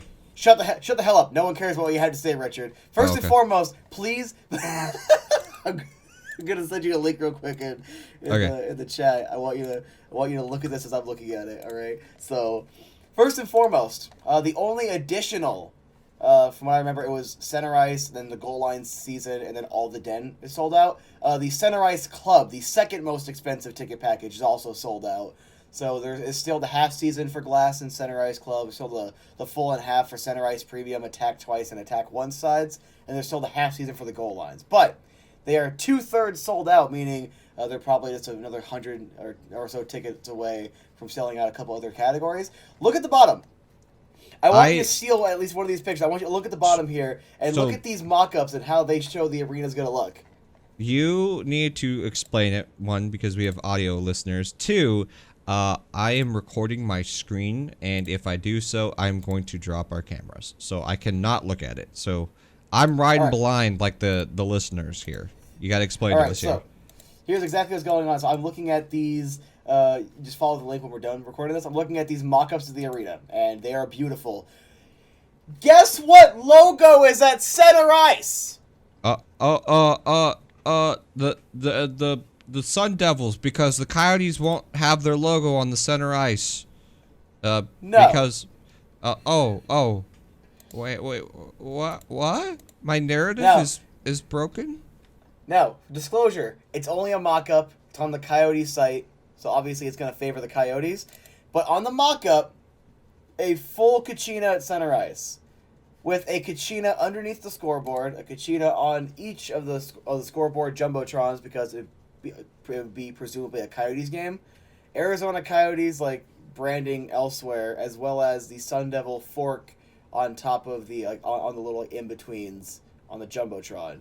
So likely what's going to happen is at Center Ice right there, you're going to have the full Kachina on one side, the Sun Devil on the other side, or the Sun Devils can do something weird where they're like, hey, we'll have the Coyotes logo at Center Ice, we'll have our our logos 4 times at the other in the neutral zone. Don't know how they're going to fully do that. What I'm saying is, if anyone would have even bothered to click on this, they would have then reported, "Oh no, there won't be an ASU logo." That's just a mock-up. They can't have their logo on the ice. But it just shows that no matter what narrative you look at, it's misinformed. Because right here, obviously, this is just me messing around, having a little bit of fun. The Coyotes show a full Coyote logo. It's going to have both. But it's just funny how the only official mock-up of it, since this deal was announced, is on the Coyotes website showing a Coyote logo. the mock-up before the deal was announced showed the ASU logo, and everyone only said they will not be allowed to have their own logo anywhere. Well, I'm just saying, the mock-up probably at least means they're going to have something. They could put the logo on all 3,200 seats, Matt. Duh. Yep. All 2,800. Duh. Are we even going to be able to fit 200 people in here? Actually, it will be one bleacher. It'll be one bleacher of Montreal, Quebec fans, and they'll be wearing their Quebec Ramparts jerseys, and they'll be chanting "Go back to Canada." And I need you to steal a couple of the mock-ups and show it briefly while we're talking about this. Look right here. Oh, they're not even selling an entire section of tickets. This organization's trash. They can't fit that many fans in. I've said it before, I'll say it again, but I just want to knock it one more time. One more time. All right. Those are student section bleachers. Yep. You cannot buy a season ticket for a student section bleacher. But they you know what? They're going to sell tickets for stupid expensive, and none of the college kids are going to be able to go watch the games, Matt. No college kids allowed in the college arena. They are. Like the football tickets are dirt cheap, and there's an entire separate box office for students to bring their. No, you know what? I think. Matt, there's no college section. You don't see a college section. I can't believe they're doing this. They're putting the games on the college arena, and they're not even allowing the college kids to go watch the games. I'm just gonna say. How dare you? I don't think Quebec has running water. I don't think it. Certainly, there can't even be a community college. Well, because, we know. Like, we know that just junior hockey arenas. We know that Canada doesn't have running internet anymore because outages. LOL. Great one there, Canada. They're always like 2 weeks behind on Coyotes information anyway. Because I just want to know how some of your better reporters look at, they can't alter ASU's logo at center ice, and they're like, that means they are not allowed to have their own branding whatsoever. See, they are not whatsoever. And then when it gets corrected, it's been I think 3 months, 2 or 3 months, and I still in Twitter threads and in comment sections see they can't even have their logo at center ice. But how? It's 90% from Canadians. How are they going to be able to afford the upkeep of Gila River Arena at the new arena? The prices are going to be astronomical. How could they afford the upkeep of a 16,000 arena at a 5,000 arena? The math doesn't make sense to me. I don't get it. Matt, the tickets are going to be like $300 to pay for that upkeep. My sweet summer child. My sweet summer child. So, Matt. I don't think people realize this. ASU runs the building. They're going to pay for upkeep. Coyotes, it's probably in their contract. Like, rent helps also go to pay for that. Yeah. That's logical. That's anything. That's just business 101, all right? Yep. But imagine the price differential in upkeeping, let's say, your very nice home versus the studio apartment I used to live in 4 or 5 years ago. What could you imagine has a higher upkeep charge? Oh, I'm going to go with, obviously, the larger one. I think that's where my brain is going with this one. It has to be the studio. It has to be the studio apartment because, darn. Damn. I mean, the walls are made of paper, right? You gotta patch them every day or something. I don't know. Maybe we actually just we has to get rewired. we actually just burn the carpet and replace the carpet every week, instead of cleaning it. That's actually sorry. Yeah. So it makes no logical sense of people don't see the inherent value of they're lowering the cost because I don't forget. I don't know the exact details of the agreement with I think it was AMG when I was leaving working there. But essentially the Coyotes have to help pay for the people to come in and manage the arena. I don't remember what the split or I don't know what the split was, excuse me, between them and the City of Glendale. It might have been the Coyotes' responsibility, and then Glendale has to pay whatever else. doesn't really matter, but you have to pay an arena management company to come in and do it. ASU does so many things on their own. They're almost like the Cardinals in a way, where the Cardinals they redid their entire concession stand when they got over to the University of Phoenix Stadium. They're like, yeah, we're just gonna run it, so we take more of the profits. It's ours now. So ASU pretty much runs Tempe, and they're gonna have their own stuff, and the Coyotes are gonna have to pay significantly less because it's a 5,000 seat arena. Sorry, 4,700. I apologize. 3,200 seat women's high school hockey rink. Sorry. But Matt, they can't pay their bills. That's why ASU is making them pay all their bills up front every year. That's also why they put down however much it was for the annex up front. They can't afford the building. They didn't put $20 million on an annex, but Matt. I hope you understand the point we're getting at, where it's it's funny that this is just a little bit of blowing off some steam, because it still annoys me.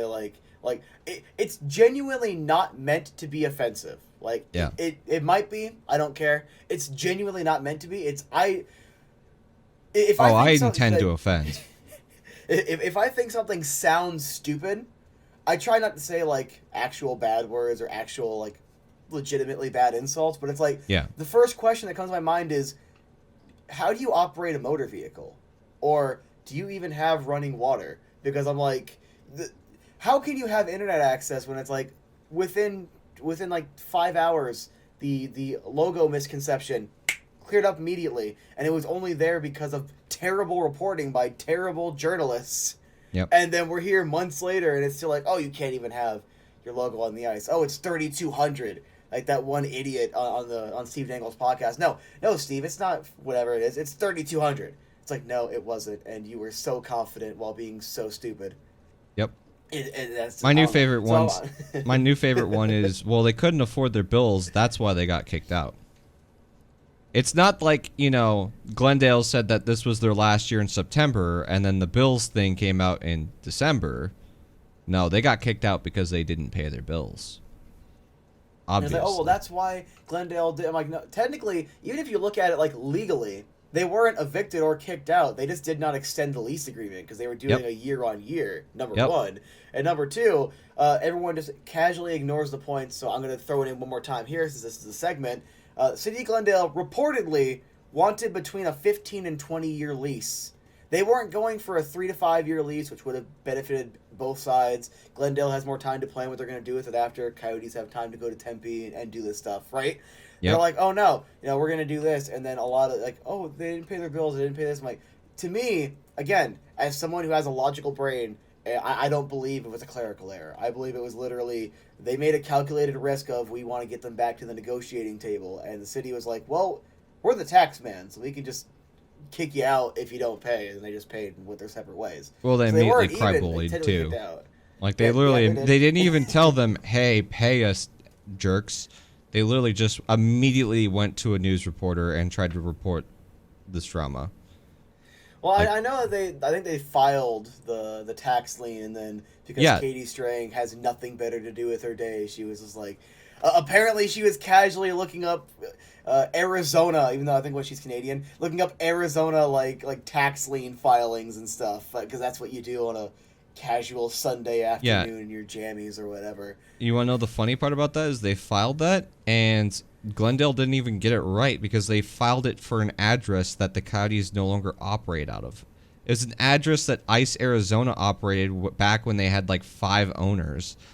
And now that there's a new owner, they didn't even have the right address. Glendale literally had the wrong address. And they filed improper paperwork. Congratulations. Yeah. That one is omega dumb. Pettiness. Yeah, you can't tell me small errors like that happen unless you're fuming mad or whatever. And yeah, then, it's just the mayor or one of the council members had to do a comment, whatever. Bettman was oh yeah, I want the team here for 30 years, or it was in the I forget what the exact thing he was responding to was, but whenever the Coyotes were trying to get this Tempe thing going, it was oh, something whatever. It's no one cares. No one cares what you have to say. You're irrelevant. Go away. Canada has no running water. I believe that the entire country is now just A Mickey Mouse Clubhouse. We'll go. no, We'll not a go Mickey Mouse politically Clubhouse. correct. I forgot the show. How am I forgetting this? It's the show before Shoresy. Letterkenny. The entire country is just Letterkenny. They all live on farms and their internet is. They pee upside down in the showers. Every single one of them. And this is how a real man rocks a pissin'. Yeah, no, that narrative is just so cringe. The other narrative is, oh well, look, ASU is making them pay upfront every year because they don't trust them. You don't know how ASU runs their business. That literally can be bog standard. I'm not going to sit here and be an apologist pretending like it couldn't be possibly the problem. It could be, but when you put $25 million in an annex, I don't think ASU is going to seriously nickel and dime you for yearly rent.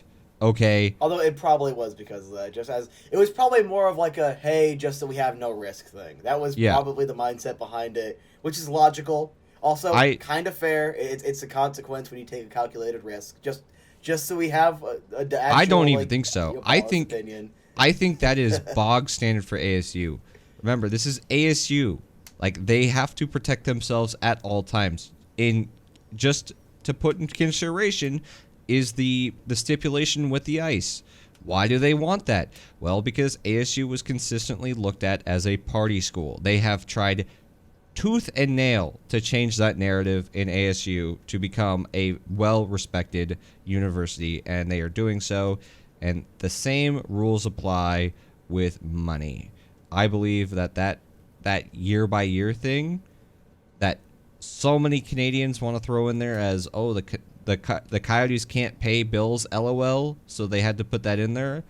I would not be surprised if that is a bog standard thing for if they were to have a tenant that is already in the clause within the standard operating procedures of ASU. I mean, it would make sense. I'm just saying it would also make sense as, like, just a protectionary measure of, like, hey, just because of this, You don't go and hire a vendor and say you're going to be a vendor for this full time, but, your contract is just going to be terminated after a month whenever we feel like. Like, you pay for a year, you get the year, right? Some businesses literally operate that way, and I would not be surprised if they were the same way. You pay for the year, you get the full year. Fair point. So, all right, we are well into my children's trading card time. We are well into the, I don't know if you can see the sweat marks on my jersey, but it's hot. It's hot, boys. Oh, it's hot. Oh, sorry. That's why all the ice always melts, because remember, we play like outside with the sun beating down on the ice, so it's like they have to constantly freeze. They have to throw chunks of ice on the ice to get it to refreeze so they can play periods. True. That's how it works. True. Is there any closing comments? Any final things you want to talk about? Do you want to talk about your feelings? I know. I could talk about my feelings. I could talk about my feelings for another hour and a half, but this show is gone on way too long. This is a long one, but I think that you guys deserve it because this was a big day, or big week, I should say, for the Arizona Coyotes. And they didn't trade Jacob Chikrin, so I'm very happy. But they may indeed trade him next year, which will make me big Richie? Sad. He personally, he had all of them, and he was standing in front of Jacob Chikrin, and he's like, if you guys want to trade him, you have to go through me and all of my muskets. Those ones are airsoft. So those ones aren't real, but that one, those are real, yeah. So and then we got Jacob, so you can we got great granddad Yeety boy right there, the long one. That is actually a musket, unironically. I'm not going to bring it over because I don't know what the hell YouTube's going to do. They're all unloaded YouTube. Please don't put me in the gulag. I'm not insane. We're all going to the gulag eventually. Those are actually all family possessions that have been handed down for generations. But all I'm saying is that you can thank him personally The only reason he didn't pull the trigger on the musket is he wasn't sure if the musket would just crumble. He didn't want to make that gamble. I do know they make modern muskets. I would low key love to buy a musket just to play with it, because that seems Dude, that would be fun on a range. It really would. Yeah, like that thing has to kick like a MF. Like you're talking about a ball that's like an actual slug that is massive. That thing has to kick. Would you still have like the modern ones? Would you still have to like load it? Like you put the thing in the barrel, you grab the stick to like get it down. You pour the gun. Like I don't know. That sounds like it'd be fun at a range. Yeah. So the reason why they make those modern muskets, I don't know if you knew this, but that is the workaround for if you want to go hunting deer. So for like deer, you have to win a draw in order to go use a real firearm. But the workaround to that is that you don't need to go into the drawing if you go yeet a deer with a musket. I'm just like, who does that? And I want to go do it. That sounds amazing. Hunting with ye olden shooty boy. No, I don't think you can bayonet a musket. But, I'm just saying, like, imagine, like, just in case a bear was around, right? You just, oh, hey, I have my bayoneted musket, so I can try to get it. I can try to keep some distance from it. Yeah. Probably still gonna die, but just I don't know. Maybe it's a small thing in your. Maybe now that I said that, some gun aficionado will be like, "Oh, actually, this Scandinavian country used bayonets on their musket from this time to this." I don't care. I want to see those comments. I don't want to see Logan Cooley's the GOAT. I don't want to see, oh, Matt, you're so ridiculously attractive and knowledgeable on hockey. I want to see, yeah, those shooty boys over there, ye old shooty boys. This is how they actually operate. Yep. All right, we have drawn on way too long here, and we are BSing. And I got a trailer that I still have to work on. I have to wire everything up. So I think it is time that we call it at 1 hour 50 plus minutes of this podcast. I hope you all enjoyed this. As always, give us a like, a follow, a subscription on whatever platform you're listening to us on. And if you are listening to us on that platform, leave a comment and a rating. Maybe, that'd be very appreciated. Don't be a coward. Have an opinion. Like, the only thing I dislike, I'll admit, I used to be a little fragile on, like, dislikes. I'm like, oh, someone didn't like what I made or whatever. Now I'm an adult, so I don't care. But the things that bothers me is if someone dislikes but doesn't comment, so I'm like, so you're just a coward. Like, you just threw a little fit at one thing, probably one of us said, you hit a dislike and ran away. No. Say something. If you have an opinion, get your chest up in the air, beat it a couple of times, and say it. You got something to say it, because that also leads to really interesting conversations. Like, genuinely, like, really interesting conversations. Yep. Yeah, so, also, I'm gonna make a better narrative here. When I was talking about the year-by-year thing, like, when you're a renter, I think would be better. I think I said vendor. I was thinking renter. That's what I meant to say. One correction there. Anyways, I think we did pretty well. I think this was episode 17, 16? I don't know. You know what? Shut up, Richie. Go away. Nobody wants to hear from you anymore. Okay. Go away now. I want to go play with my children's trading cards and actually make YouTube videos. Okay. Well, have fun playing your Nintendos and your Pokemons. My Yugi Man. And your Yugi Mans. Yes. So, thank you so much for watching. I guess we'll call this one an end unless we want to just keep dragging on, but I think we'll call it an end here. We will see you next week. Bye. Leave me alone.